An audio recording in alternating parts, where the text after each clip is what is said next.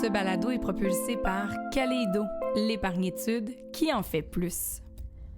Bienvenue dans l'univers à la hauteur de nos tout-petits. Je m'appelle Maggie Bélanger et avant de vous parler du sujet de cette semaine, j'aimerais vous inviter à consulter notre page Facebook ou notre compte Instagram à la hauteur de nos tout-petits afin de découvrir un projet sœur, un projet connexe au balado et ça s'appelle La Bulle de MS. MS Bérard, c'est une de mes amies qui a une plume exceptionnelle, un talent fou pour l'écriture et je l'ai mis au défi de nous créer des capsules chaque semaine inspirées du sujet de la semaine. Elle a décidé d'y aller dans la nostalgie. Bien souvent, elle s'inspire de souvenirs. Elle fait un parallèle également avec sa fille de 3 ans, elle qui maintenant joue le rôle de mère. Ce sont des capsules assez courtes, 2 à 3 minutes, toujours humoristiques. Je vous invite vraiment à aller les consulter. Vous pouvez le faire via notre page, via ses réseaux sociaux à elle également. Allez nous donner des commentaires, des suggestions aussi quant à la bulle de MS. Vous la retrouvez également sur le compte YouTube, la chaîne YouTube du balado. Allez voir la liste de lecture, la bulle de MS. Je pense vraiment que c'est un bon moment pour sourire, rire et juste comme décrocher un petit peu de notre quotidien. Parce qu'on le sait, le quotidien, ça peut être parfois intense. Et c'est un peu ce dont on va parler cette semaine avec le thème « Planifier sans crouler sous la pression ». Là, on dirait que je suis un peu confuse. Si on planifie rien du tout, eh bien, pour moi, ça vire en chaos, en stress, en anxiété parce que j'ai l'impression que là, tout va trop vite et que je suis en retard. D'un autre côté, si je planifie longtemps d'avance, soit trop longtemps d'avance peut-être, ou que je planifie un petit peu trop au quart de tour, j'ai l'impression que là aussi, ça peut générer de l'anxiété parce qu'on pense tellement à toutes les options qui pourraient arriver, qui, on ne se le cachera pas, bien souvent n'arrivent pas. Eh bien là, ça aussi, ça nous amène dans l'anxiété. Donc, comment on peut faire pour essayer de viser un certain équilibre, se retrouver dans tout ça quand le quotidien va vite? Souvent, on est une équipe de coparents, mais on n'a pas nécessairement la même vision des choses, particulièrement entre maman et papa. Et je suis vraiment contente aujourd'hui de traiter ce sujet-là justement avec un papa, Maxime Sarrazin, journaliste et papa, qui était là à Québec lors de l'enregistrement devant public, qui, vous allez voir, va nous donner son opinion sur le sujet. Évidemment qu'on va parler de charge mentale, cette charge qui incombe bien souvent aux mamans.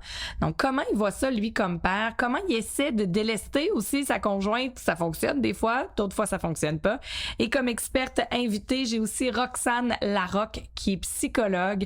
Alors vraiment, je pense qu'on va faire le tour un peu de ce sujet-là. Et on va essayer d'alléger notre quotidien.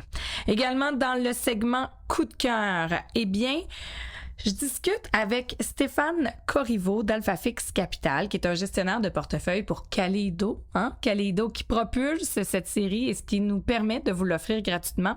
On se questionne en ce début d'année sur le budget. Quand je vous parle de planification, ben c'est aussi de la planification budgétaire. Honnêtement, j'aime pas ça, moi, faire un budget. Ça me confronte. On dirait que je me rends compte parfois que je mets plus d'argent que je voudrais dans certains postes budgétaires. Et ça vient des fois me confirmer pourquoi à la fin du mois, je me dis, ben voyons, on dirait que j'ai un 100, un 200 $ de moins que ce que je pensais. Mais finalement, quand je suis allée faire des commissions, je pensais acheter des couches aux petits, mais je suis revenue avec un petit livre, une autre petite affaire. Puis au lieu de coûter 50 $, ça en a peut-être coûté 99. Après ça, un petit lunch de plus au resto qui n'était pas prévu.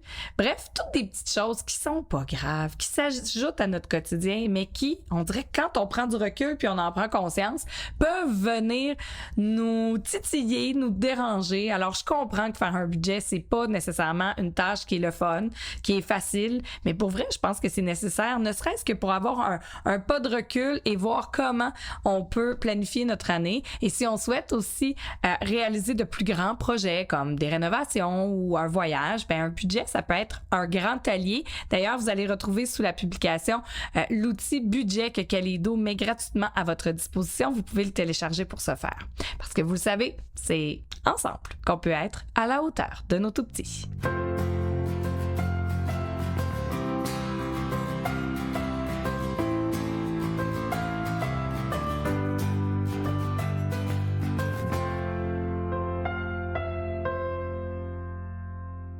Bonjour, merci d'être là. Bonsoir. Bonsoir. Allô, allô.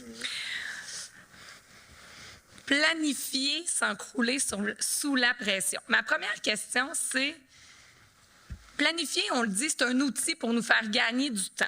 Mais est-ce que vivre dans notre tête, donc toujours à projeter ce qui s'en vient, c'est pas non plus un piège en 2022? C'est sûr que ça peut être une job à temps plein. Je confirme. Surtout qu'on multiplie, puis selon les saisons, puis le nombre d'enfants qu'on a. Mais oui, effectivement, ça peut être un piège aussi, là, tomber dans la surplanification, être dans la micro-gestion, alors qu'il faut quand même une partie de lâcher prise. Oui, ça, c'est pas évident de lâcher prise. Hein? Surtout lorsqu'on arrive à la dernière minute, les choses sont pas prêtes, on se dit « Ah, j'aurais peut-être dû le planifier ». Maxime, en tant que papa, sens-tu que tu as la même pression que ta blonde pour planifier, pour gérer le quotidien? Mais je pense que oui, mais on a une pression qui est différente. Dans la mesure où la charge mentale, on la partage, mais on la vit pas nécessairement de la même façon.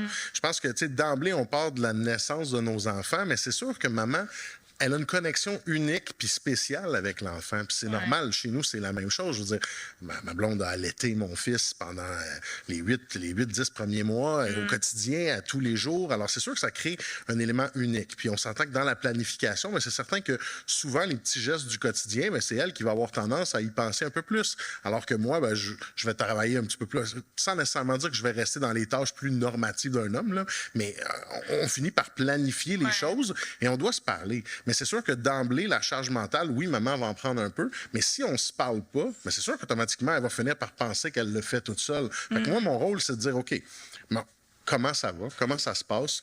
Qu'est-ce qu'on a besoin de travailler ensemble? Puis comment on peut se séparer ces fameuses tâches pour la diviser, cette tâche? Mais là, c'est ça. Tu amènes un terme peut-être important, la communication, parce que la charge mentale, hein, c'est un mot comme qui est à la mode en ce moment, la pression de cette fameuse charge mentale-là.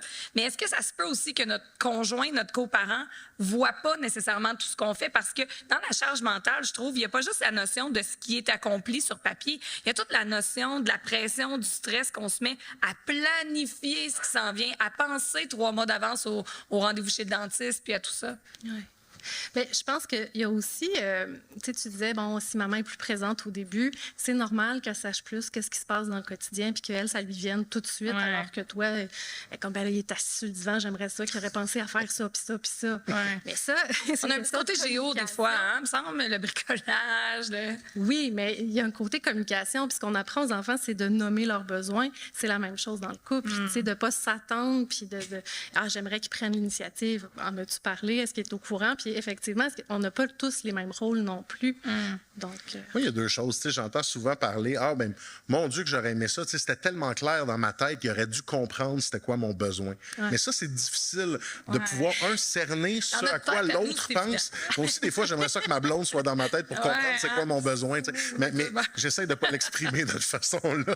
Mais ça, on le tourne en riant, mais en même temps, c'est un peu vrai où c'est important de se dire, de s'asseoir puis de parler de ce qu'on a besoin. Et d'une chose, il faut apprendre aussi, je pense, à déléguer. Mais déléguer, ça vient... Vrai. Mais déléguer pour vrai. Puis je donne toujours un exemple qui est super intéressant. On prend un rendez-vous chez le dentiste. Chérie, tu t'occupes de prendre le rendez-vous chez le dentiste. Pas de problème. Moi, la question, c'est quand est-ce que tu veux que ce soit réglé? Idéalement, il faudrait que les enfants aient été chez le dentiste avant Noël. Parfait. Après coup, ça tombe dans ma cour à moi. Mais je ne m'attends pas à ce que la semaine suivante, j'ai 3-4 appels. Puis, as-tu pris le rendez-vous? Puis, là, il est-tu pris? Tu reviens ce soir. Tu l'as-tu appelé aujourd'hui, le rendez-vous? Parce que si tu fais ça, tu n'enlèves pas la charge mentale. Tu ne fais que la dédoubler parce que tu fais de la micro-gestion. Alors, l'objectif là-dedans, moi, ce que je pense, c'est que quand tu délègues une tâche, tu dis parfait, c'est l'autre qui s'en occupe. Et tant aussi longtemps que la finalité est faite, mais le moyen qui a été pris pour y arriver, en bout de ligne, on s'en fout un peu. Que tu aies pris le rendez-vous 2 mois d'avance ou que tu as été bien chanceux puis que tu as appelé puis qu'il y a fait une annulation. Au final, le petit... Mais si on arrive à Noël puis que le rendez-vous n'a pas été pris, là, par contre, on doit s'asseoir puis revoir parce que là, il y a quelque chose qui ne s'est pas bien passé. Puis ça, c'est correct. C'est comme ça qu'on le verra au travail aussi. Mais dans notre situation professionnelle, si on a un patron qui nous dit « Parfait, je te délègue cette tâche-là », mais qu'à toutes les 10 minutes, il vient voir si ça a été fait, bien, tu vas dire là, c'est parce que tu es en train de faire du micromanaging, de la micro-gestion, puis c'est un peu désagréable. Mais c'est la même chose dans un couple. Puis généralement, bien, quand tu micro-gestionnes, bien, c'est là où tu as une charge mentale qui explose parce que tu veux tout faire. Puis dans le couple, souvent, ça va arriver, puis ça cause des frictions. Parce que moi, me faire répéter 100 fois la même chose, je suis sûr que ça n'arrive pas dans mon quotidien. Je touche du bois, puis je veux pas que ça arrive non plus. Mais ça, c'est quelque chose qu'il faut éviter, je pense, pour se faire confiance, mais surtout se parler quand tout va bien pour qu'on n'en arrive pas à devoir faire de la microgestion. Mais est-ce qu'on peut dire justement que dans ce cas-là, la fameuse liste pourrait être intéressante de dire, OK, là, on pardonnez-moi l'expression, mais on vomit les deux, tout ce qu'on a dans la tête. OK, le changement de pneus d'hiver, le dentiste, les habits de neige, la classe de nature dans 3 semaines. T'sais, bref, on met tout ça sur la liste. Puis après ça, on délègue, puis on partage selon aussi nos intérêts puis nos goûts. Bien, tout à fait. Puis en même temps, la liste, peut-être qu'elle fonctionne bien pour une famille puis pas pour une autre non plus. Je pense que là, on revient à la base de la communication. Mais effectivement, il faut savoir qu'est-ce qu'on a à se partager, qui fait quoi. Puis après ça, lâchons prise et laissons. Ouais, ça, c'est un beau défi. On voit beaucoup aussi, c'est ça, la charge mentale, elle est lourde. Mais d'avoir ce comportement-là, ça infantilise aussi le partenaire ou l'autre conjoint. Puis on lui laisse comme pas la chance de prendre sa place, finalement. Puis qu'on montre aux enfants aussi, c'est il y a une façon de faire, c'est celle-là, puis il faut que ça fonctionne comme ça, alors que c'est pas vrai du tout. Ouais. Vous remarquez que à chaque fois qu'on parle de charge mentale, c'est dans des moments où ça fonctionne pas. C'est vrai. Et on aborde toujours ces solutions-là quand on a laissé les choses monter en épingle puis prendre une importance qui devient trop lourde à gérer pour nous-mêmes. Ce qui fait qu'à ce moment-là, quand on l'aborde, on n'est pas réceptif. On parlait dans un autre épisode, mais on n'est pas réceptif, on n'est pas prêt à communiquer. Parce que la meilleure façon de pouvoir entamer une communication, c'est d'être posé, c'est d'avoir eu une bonne journée, de s'asseoir et de se dire « Hey, comment ça a été ta journée aujourd'hui? Ah, mais j'ai vécu telle affaire. Ah, mais toi... » Et là, tu es dans un bon esprit puis tu dis « Bon, écoute, faut que je te parle. Je me sens... » Par exemple, je me sens pas bien. Je sens que j'ai trop de pression. Là, je gère telle chose dans la maison, puis pour vrai, j'y arrive pas. Alors là, en ce moment, je me sens pas bien. Et d'approcher ça de cette façon-là, tu démontres à l'autre que tu ressens quelque chose, pas que tu reproches que l'autre n'a pas fait quelque chose. Alors tu crées de l'empathie, puis c'est là on est en mesure de communiquer. Et ça peut être variable aussi. Parfois, on a tous des périodes plus intenses au bureau. Je ne vous cacherai pas que dans les dernières semaines, à préparer l'événement, le jeu était moins disponible pour le quotidien. On a mangé beaucoup de grilled cheese, mais ils sont très bons. Mais ça fait partie de la vraie vie, puis il faut le nommer, il faut le dire, parce qu'à un moment donné, on se met aussi des standards de performance qui peuvent venir nous peser très, très, très lourd sur la tête. Et encore là, j'aimerais vous amener sur un autre concept. On parlait beaucoup de la perfection parentale. On le sait, ça n'existe pas et c'est une bonne chose pour les enfants. Mais j'aimais le concept du parent de semaine puis du parent de fin de semaine. Et là, j'ai commencé à regarder ça, puis je me suis dit, hey, c'est vrai chez nous. On dirait que le parent de semaine, c'est le parent où tout est planifié. Il faut faire ci, il faut faire ci, il faut faire ça. Puis le parent de fin de semaine, il est un petit peu plus lourd. Il me semble qu'on peut respirer, qu'on peut... Comment on pourrait faire peut-être pour sortir de cette spirale-là? Bien, déjà, d'en prendre conscience. De prendre conscience aussi. Tu sais, tu disais tantôt, ben là, moi, je prépare l'événement, ça se peut qu'il y ait plus de grilled cheese.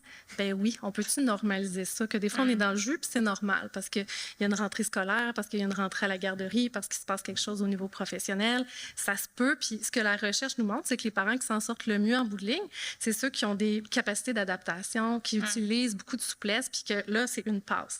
Tes enfants ne mangeront pas de grilled cheese jusqu'à l'année prochaine. Non, je pense non. pas. Je confirme que non. Mais là, ils ont vécu ça, puis c'est pas grave. Mais si toi, tout le long, tu es en train de faire ton balado en disant, ben là, puis là, j'ai mal nourri mes enfants, puis là, c'est pas constructif, c'est pas vraiment relié aux besoins de l'enfant, c'est plus relié à notre besoin, à nous, à notre stress. Ce que je trouve intéressant, c'est que dans le concept de parents de semaine puis de parents de fin de semaine, c'est comme si tu as 2 personnalités. Alors qu'au fond, ce qu'il faut, je pense, c'est se ramener au fait que qu'est-ce que je fais en ce moment? Tu sais, quand tu es au travail, tu es concentré. Une fois que tu arrives à la maison, c'est sûr que tu as des enjeux de travail qui peuvent rester. Mais ta priorité, c'est quoi? C'est de t'occuper de ton moment présent, donc d'être avec tes enfants, ton conjoint, ta conjointe, puis de t'occuper de ce moment-là. Si tu es capable de te recentrer sur le moment présent, ben tu vas être un parent de tout le temps, dans la mesure où la fin de semaine ou la semaine ne changera pas parce que tu vas arriver en soirée puis tu vas profiter du moment que tu as à ce moment-là. Même si, effectivement, ton temps va être limité, on s'entend, on vient de travailler le soir, il est 18h, va chercher les enfants à la garderie avant que ça ferme ou à l'école, arrive, fait le souper en vitesse, les bains, les douches, oui, c'est rapide, c'est un concentré, mais ce concentré-là ne veut pas dire qu'il n'est pas important. C'est vrai. Mais c'est vrai qu'après ça, le week-end où on est un peu moins, puis c'est pas vrai parce que j'en vois des gens, au contraire, que le week-end, ils sont plus cadrés que la semaine parce qu'ils ont 28 cours, 28 activités, les grands-parents allaient voir, les amis, le souper, puis tu finis que tu es plus occupé qu'en semaine.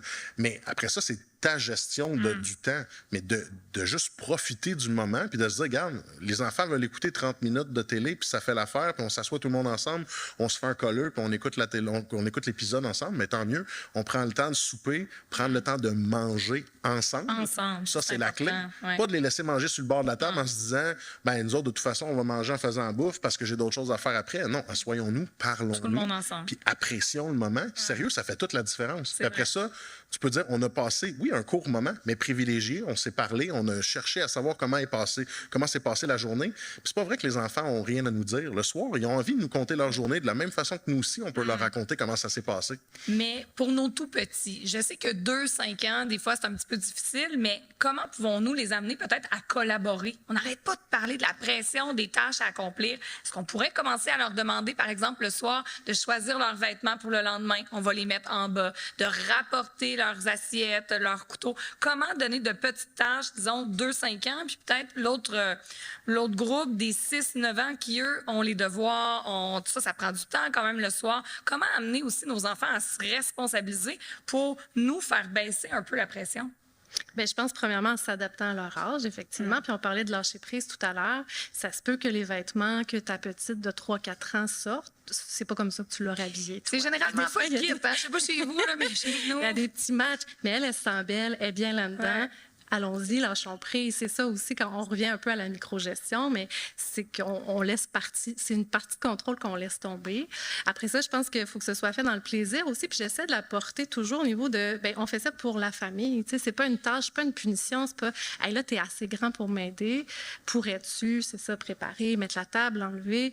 L'autre chose, c'est qu'il faut que ce soit adapté aussi. Si ta vaisselle est tout cassante et très chère et tu veux pas qu'il débarrasse la table, bien, on n'est pas adapté. Donc, d'adapter aussi notre maison, notre réalité à travers les yeux de nos tout-petits, ça les rend autonomes beaucoup plus facilement parce que généralement, ils aiment ça, ils en veulent d'autonomie. Ils sont fiers d'être bien. Effectivement. Oui, puis de leur dire, tu sais, c'est pas nécessairement toujours dans la. Tu sais, on s'entend que. Je donne un exemple cette semaine. Ma conjointe voulait faire de la cuisine avec ma fille. Puis c'était donc le fun pour eux autres. Mais elle arrive ça à commencer à 18h30 le soir, alors qu'elle a déjà sa journée dans le corps. Là, ils vont faire des muffins, sortent le glaçage maison, puis c'est pas des farces. Là, ils ont pris toute la soirée. Ce qui fait que quand je suis revenu du bureau, moi, je suis revenu à la maison ce soir exceptionnellement à 20h30. J'arrive là, j'ai la cuisine dans un état catastrophique. Ma blonde est couchée dans le lit, puis je me dis... Aïe, aïe, peut-être que le timing était pas bon. Mais en même temps, je m'en vais à la foire, je fais t'es couché. Ah, oui, je suis fatigué. Oui, je vois ça. Peut-être qu'on aurait pu faire ça samedi. Oui, ça, c'est l'activité. Mais finalement, on a fait la vaisselle ensemble, on a tourné ça en riant, puis c'est correct. Mais puis je suis content parce qu'on passait un bon moment. Mais des fois, peut-être de choisir nos moments aussi pour pas s'épuiser. Parce qu'on a le complexe facile aussi de vouloir être des super parents, d'être des super mamans, super woman, super dad. On veut être parfait. Mais à un moment donné, il faut comprendre que, je veux dire, on a un temps limité, on a des charges fortes, puis l'important, c'est des moments de qualité. Puis pour nos enfants, oui, c'est sûr que se dire, regarde, sais-tu quoi, ce soir, on va faire des grilled cheese ensemble.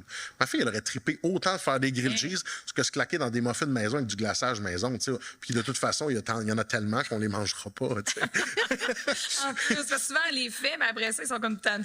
Mais puis de l'autre côté, c'est de leur demander peut-être dans les tâches de ranger un peu leurs jouets. Tu sais, moi, mon fils a 3 ans et demi, il va avoir 4 ans, puis moi, c'est important de dire, regarde, tu as sorti tes jouets, bien, avant de passer à autre chose, on va les ranger, comme à la garderie. Puis on essaie d'implanter quelque chose, un continuum dans ce qui se passe. Oui, le soir. Puis regarde, papa, il aurait besoin d'aide. Papa, il a sorti des petites choses. Veux-tu m'aider? Va me chercher tel objet, tu me le donnes, moi, je vais le ranger. Donc là, c'est un travail de collaboration. Puis en même temps, moi, je lui inculque le fait que moi aussi, je m'occupe de faire du rangement, de m'assurer de garder l'espace propre. Fait que c'est un élément que je vais lui transmettre aussi à la suite de ça. Là. En plus de le valoriser, parce que ça lui fait passer aussi un moment avec nous. Les enfants aiment nous rendre service.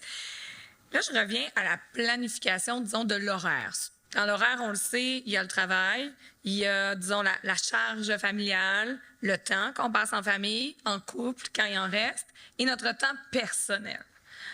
Pour aider justement à faire parfois diminuer cette charge mentale-là, arriver à tirer la plug, comme on dit, puis juste se regrounder, se recentrer sur quels sont nos besoins ici maintenant. Parce que ça m'est arrivé des fois d'être tellement épuisée que je me demandais c'est quoi mon besoin, je le sais même pas.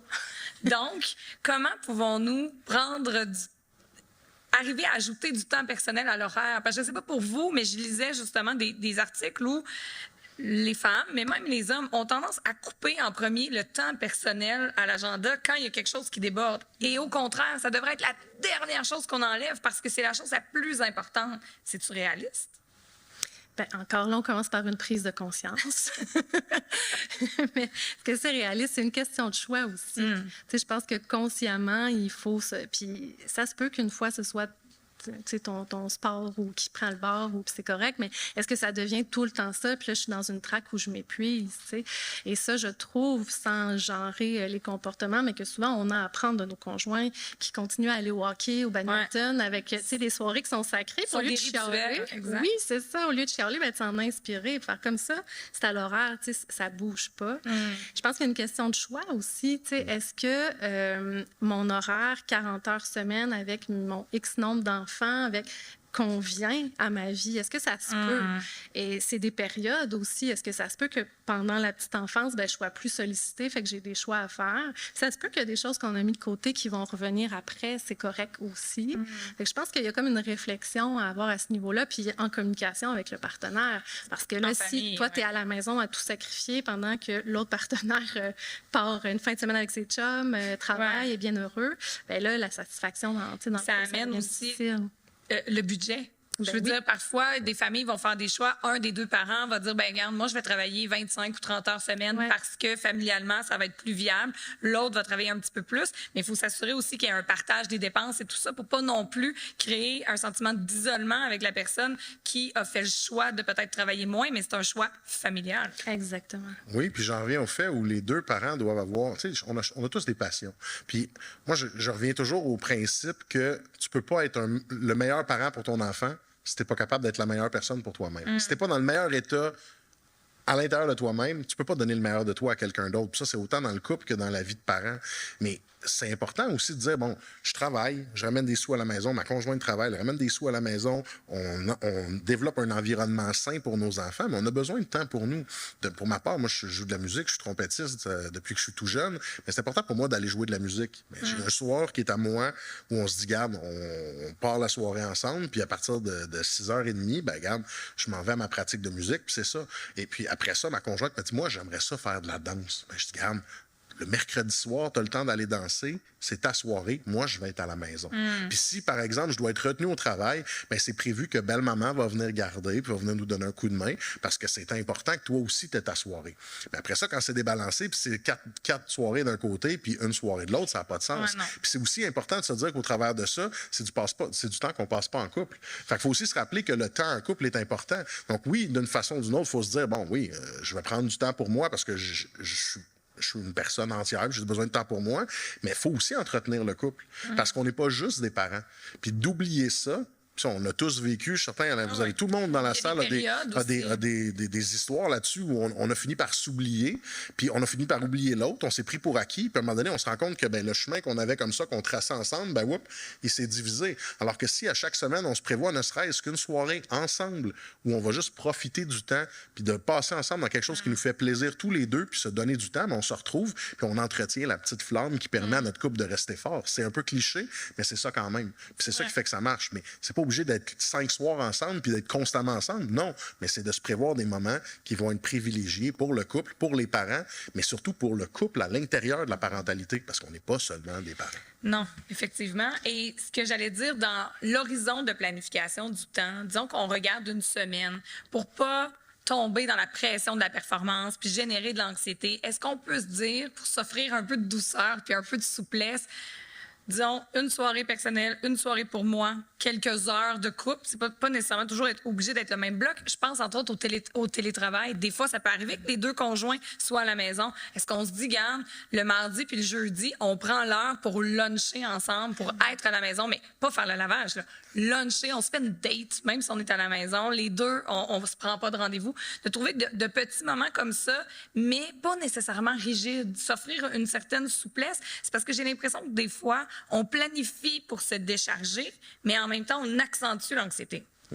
Bien, ce qu'on veut aussi, c'est être à l'écoute de nos besoins. Si moi, je me suis bookée 1 heure pour aller courir le lundi soir, moi, j'arrive lundi soir, je ne suis pas tout là-dedans, il pleut, ou tu sais, là, il faut que j'aille courir parce qu'il faut que je prenne soin de moi. On n'est pas tant en train d'écouter notre besoin. Je pense qu'on oublie souvent aussi que ce qu'on fait, on est un modèle pour nos enfants aussi. Fait que de dire, ben, hey, moi, je prends du temps à mon horaire, je ne sais pas nécessairement ce que je vais faire, mais je me garde des moments, bien, on leur montre à eux aussi, plus tard, qu'ils pourront prendre des moments pour eux. Puis ça, des fois, ça devient un moteur de changement qui nous force à le mettre à l'horaire. À la semaine de planification. Mais j'aime beaucoup l'idée du modèle. Je ne sais pas ce que tu en penses, Maxime, mais des fois, on se dit, par exemple, on va recevoir à la maison. Mais on est épuisé, justement. Puis là, on avait booké ça avec des amis 2 semaines d'avance. Puis là, on a vraiment envie de voir les amis. Mais là, finalement, on est fatigué. Donc, au lieu peut-être de les appeler et de dire, est-ce qu'on fait un potluck? Peux-tu apporter quelque chose ou on se commande ou peu importe? Mais là, on se met la pression de recevoir. Mais là, on bougonne toute la journée parce qu'on est vraiment fatigué. Puis là, les amis arrivent, on est épuisé, on passe un beau moment. Mais ça aurait pu être différent si on s'était écouté davantage et qu'on avait peut-être rechangé ça à la dernière minute. Moi, c'est quelque chose qu'on fait beaucoup. J'aime recevoir. En règle générale, j'aime avoir les gens autour de nous, puis ça me fait plaisir de recevoir. Mais j'avoue que des fois, on se met de la pression aussi parce que là, tu veux cuisiner quelque chose de bon, puis tu veux que ça soit intéressant, puis là, tu te dis, ben, faut pas qu'on manque de rien. Ah oui, j'ai-tu passé au dessert, je pensais, il y a une bouteille de vin, qui aime quoi, oui. Là, ça devient une charge. Puis j'angoisse. Oui, non, mais c'est ça, mais on finit que. Ben, en tout cas, tu finis que tu dis, OK, mais au final, effectivement, si tu te sens pas bien, tu te dis, hey, savez-vous quoi, je vous avais dit de rien amener, mais finalement, on va, tu sais, je vais avoir besoin. Amène le dessert, occupe-toi d'amener l'entrée, moi, je vais m'occuper du plat principal. Tu sais, mais il faut déculpabiliser. Les gens sont contents d'aider aussi. Ben oui. Puis moi, je veux dire, quand quelqu'un me dit, Maxime, viens souper à la maison, mon premier réflexe, c'est qu'est-ce que j'amène. C'est pas parce que je veux te demander ça pour être fin. Je veux amener de quoi. Puis même si tu me demandes rien, je vais amener quelque chose. Fait que, tu sais, d'une façon ou d'une autre, ben, tant mieux. Demande-moi ce que tu as réellement besoin. Tu veux que j'amène le dessert? Le dessert. Tu veux que je fasse une salade? Mon affaire. Je peux amener le poulet, si tu veux, me dérange pas, tu sais. Mais dans un sens, acceptons que des fois, on est capable d'avoir à demander de l'aide. Puis ça vient, c'est plus large que juste le principe de recevoir, mais si on a besoin, ben demandons-le. Regarde, je veux qu'on passe un bon moment, j'ai zéro le temps, j'ai trop d'impact aujourd'hui sur ce que je vis. Ben, aidez-moi. Puis des fois, là, tu parles de la nourriture, mais il y a aussi le ménage. Est-ce que les enfants vont être polis? Est-ce que ça va bien se dérouler? Fait qu'il y a comme plusieurs couches là, où on a un travail à faire. Au-delà de la planification du repas, il y a la planification de l'activité pour toute la famille. Mais ce que je retiens beaucoup de notre entretien, c'est apprendre à demander de l'aide, déléguer pour vrai, en lâchant prise, beau défi, et amener un petit peu de souplesse, je pense, dans notre quotidien qui va à 100 000 à l'heure pour de nombreuses familles parce que nous sommes des modèles pour nos enfants. Merci beaucoup d'avoir été là. On nous dit souvent qu'en début d'année, c'est un bon moment pour se fixer des objectifs, faire notre tableau de visualisation pour savoir ce qu'on a envie de faire, ce qu'on a envie d'accomplir dans la prochaine année. Mais moi, aujourd'hui, j'ai aussi envie de vous amener l'idée de faire des prises de conscience au niveau budgétaire. Parce que là, les fêtes sont passées, les cartes de crédit sont entrées. On voit un peu l'ampleur soit de notre endettement ou de notre compte épargne qui a monté, tant mieux si c'est le cas. Mais je pense que ça demeure un bon moment en début d'année pour se faire ce qu'on appelle le traditionnel budget. Et aujourd'hui, je vais en discuter avec un expert, quelqu'un qui s'y connaît avec les chiffres, Stéphane Corriveau, qui est président d'AlphaFix Capital. Bonjour Stéphane. Bonjour Maggie. Je l'ai dit, c'est pas sexy faire un budget. Non. Puis honnêtement, moi, quand j'en ai fait un, j'ai pas aimé ce que j'ai vu. On dirait que dans ma tête, exemple, la restauration, je dépensais pas tant que ça dans les restaurants. Mais là, quand j'ai pris le temps de tout additionner, j'ai fait comme « Oh! » Et de mettre ça en pourcentage aussi par rapport à, mettons, l'habitation, tout ça. Et là, ça m'a fait prendre une prise de conscience que, mon Dieu, c'était pas du tout ce que j'avais en tête. Il fallait que je fasse des modifications. Est-ce que je suis la seule comme ça? Ah non, je peux te confirmer que non. Puis, qu'est-ce qui arrive quand on fait des budgets? C'est que ça nous donne une réalité qu'on ne veut pas nécessairement voir. Pourquoi? Parce qu'on était bien avant, entre guillemets. On se souvient, avec la pandémie, on ne peut plus rien faire. Donc, bien des fois, on s'est fait venir de la nourriture, du Uber Eats, puis ça ne dérangeait pas parce qu'on n'avait rien à faire. Ensuite de ça, quand ça a réouvert, ben c'est encore plus fun. On va dans les restaurants, ça fait longtemps qu'on ne l'avait pas fait. On va voir des spectacles. Le prix, ça ne nous dérange pas parce qu'on a eu de l'argent qu'on a économisé parce qu'on n'avait pas rien à faire. Là, on arrive à un point où est-ce qu'on revient dans une quasi-normale, puis on ne peut pas tout faire. Puis que ce soit un budget pour la nourriture ou un budget pour les voyages, on est en mode où l'inflation est rendue hors de contrôle. Donc, c'est de l'inflation qu'on n'avait pas vue depuis les années 80. Donc, on n'est pas été habitué à voir ça parce que l'inflation, habituellement, est autour de 2 %. Là, on est autour de 7-8. Donc, ça veut dire que les prix augmentent. Donc, il faut absolument faire des choix. C'est ça qu'on n'aime pas. C'est ça, c'est de faire des choix. Je te dis, oui, moi, toi, mais mes enfants qui sont un peu plus vieux, c'est la même chose. Donc, ils ont des allocations qu'on leur donne. On veut qu'ils soient responsables. On dit, voici votre argent. Mais des fois, il faut revenir et dire, écoute, peut-être que ton Uber à 30 $, tu es étudiant. Ça peut arriver une fois par mois. Tu peux faire ça avec ton ami. C'est correct. Tu peux pas faire ça là, souvent là, parce que ça coûte bien trop cher. Donc, il faut faire des choix. Et faire des choix, ça veut dire des fois, c'est des choses qu'on n'aime pas faire. Mais on n'a pas le choix. On n'a pas le choix. Et l'exercice, je pense qu'il est important de le faire avec soi-même, mais j'imagine avec notre conjoint. Parce qu'encore là, oui, on a des valeurs familiales, mais des fois, on n'a pas toujours les mêmes choix. Puis là, quand on se rend compte que ça ne balance pas au bout de la ligne, ça peut amener des conflits aussi. Oui, ça peut amener des conflits, puis ça peut amener des silences. Dire, oups, je ne suis pas sûr que je veux aller à cet endroit-là. Si on comprend pas, c'est parce que l'autre, effectivement, a une autre réalité, parce qu'effectivement, ça peut être le père, la mère de nos enfants, mais ça peut être des familles reconstituées aussi, fait qu'il y a d'autres dépenses un peu partout. Il faut vraiment le faire, puis je pense que c'est correct d'être à livre ouvert, dire voici mon budget de dépenses, qu'il soit voyage, resto ou activité autre, puis il faut le respecter. Bon, est-ce qu'on peut aller plus loin? Bien là, il faut faire attention. Parce que, comme on l'a dit, l'inflation est très haute. On pense qu'elle va rester haute encore une période de temps. Donc, il faut faire attention. Puis en parlant des dépenses, la première chose à faire, je pense, en revenant des fêtes, c'est regarder effectivement vos cartes de crédit. Parce que là, on ne parle pas de taux d'intérêt 3, 4, 5 %. C'est du 20 ou du 28 % de taux d'intérêt. Donc, le premier conseil, c'est si vous avez des cartes de crédit non payées, vous devez régler ça le plus vite priorité. possible. Avant la marge de crédit, avant le reste. Avant tout. OK? Après ça, là, tu peux faire ton budget, puis là, il faut que tu te contrôles, en guillemets, sur tes dépenses. Puis dites-vous, vous n'êtes pas tout seul. Non. Okay? On s'en va, encore une fois. On a vécu une période où les taux d'intérêt étaient très bas. Là, on est en hausse de taux d'intérêt. Nous, on pense chez AlphaFix que les taux d'intérêt vont rester plus élevés qu'on a vu depuis, exemple, 2008, où les taux étaient à zéro pendant quelques années. Donc, avec ça, il faut budgéter comme il faut. Mais là, pour nous donner une idée un peu de la pointe de tarte, là, pour qu'on puisse voir, bon, je sais là, que ce sont vraiment des guides, chacun va un peu modeler ça à sa manière, mais disons, se loger versus s'alimenter versus peut-être les sorties, grosso modo, en pourcentage, on pourrait viser quoi? Bien, écoute, c'est une très bonne question, puis c'est sûr que se loger, malheureusement, ceux qui ont des hypothèques à taux variable, vous devez faire attention. Puis même ceux qui ont des hypothèques à taux fixe. Puis qu'on renouvelle dans quelques années. Exactement. Le taux de 2 % 5 ans, malheureusement, il n'est plus disponible et on ne pense plus qu'il va être disponible.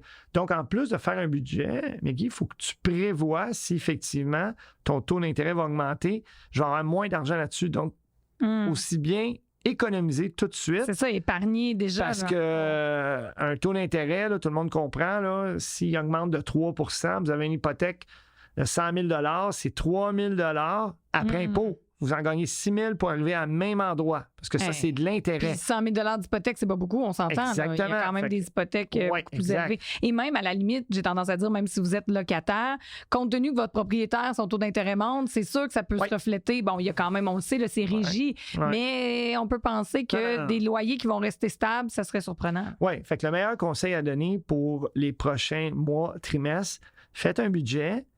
Faites le scénario que ça va coûter plus cher. Puis après ça, avec votre argent que vous avez en surplus, c'est ça votre argent pour vos activités. Ouais, Faites pas l'erreur de dire ça dérange pas, je peux dépenser plus parce que ça va revenir rapidement, les taux d'intérêt vont baisser. Je vais me retrouver comme dans mon monde, je vais dire pré-2020. Oui, on n'est plus là. Non. Donc, on doit vraiment mettre l'épargne comme un poste budgétaire avant de voir ce qui reste. Mais on s'entend, Stéphane. Épargner, c'est pas sexy. Là. Pour plusieurs, je lisais ça, j'ai tapé un peu épargne là, sur Google pour voir, puis j'ai vu une phrase qui m'a marquée, ça disait « Pour moi, épargner, c'est me priver d'un plaisir à court terme pour quelque chose qui va peut-être arriver à long terme. » Mais c'est pas comme ça qu'il faut voir ça. Non, ça, c'est une définition, je vais dire, technique qui est peut-être un petit peu trop poussée. C'est certain que quand vous épargnez, vous faites des efforts. C'est pour ça que c'est pas sexy, puis c'est pour ça que c'est pas le fun. Parce qu'il faut faire un effort de dire, je ne consomme pas ça tout de suite et effectivement, je vais manger à la maison versus aller au restaurant peut-être vendredi, samedi soir, puis dimanche, un petit 5 à 7. Donc, il faut effectivement faire des efforts de dire, je vais faire attention, mais si vous faites ça, ben vous allez voir que dans les prochains mois, trimestres, vous allez vous sentir pas mal plus libre de faire vos choix versus quand vous avez beaucoup de dettes, puis surtout ces cartes de crédit, avec les taux d'intérêt qui augmentent, c'est pas le fun du tout. Non, puis on veut pas l'anxiété aussi parce que ça peut nous amener dans une spirale d'anxiété. Alors, si on a réussi à vous convaincre, c'est ce qu'on espère, de faire un budget, Kaleido offre sur son site un outil budget qui est vraiment bien monté, qui est tout simple. On a juste entré nos chiffres, ça calcule pour nous, ça nous donne une bonne idée. Alors, dans la description de l'épisode, également sur les réseaux sociaux, je vais vous mettre le lien. Vous pourrez aller télécharger cet outil budget offert gratuitement par Kaleido pour vous donner une idée et vous allez pouvoir faire des constats. Je vous souhaite des beaux constats, mais dites-vous que si ça représente peut-être pas tout à fait ce que vous souhaitez, vous n'êtes pas tout seul. C'est normal, puis on est simplement là pour s'ajuster. Faut pas se taper sur la tête, faut juste se dire, regarde, je prends mes responsabilités, puis voici comment ça va se passer dorénavant. Merci beaucoup, Stéphane. Et voilà, c'est ce qui complète cet épisode. Merci à Maxime Sarrazin, journaliste au 98.5 FM et papa. Merci à Roxane Larocque, psychologue. Merci à Stéphane Corriveau d'AlphaFix Capital. Un merci tout particulier à Sylvain Berger-Thibault du Studio 706 pour le montage et la musique. Je m'appelle Meggy Bélanger et vous le savez, ça me fait plaisir de vous retrouver chaque semaine afin qu'ensemble, nous soyons à la hauteur de nos tout-petits. Bye bye!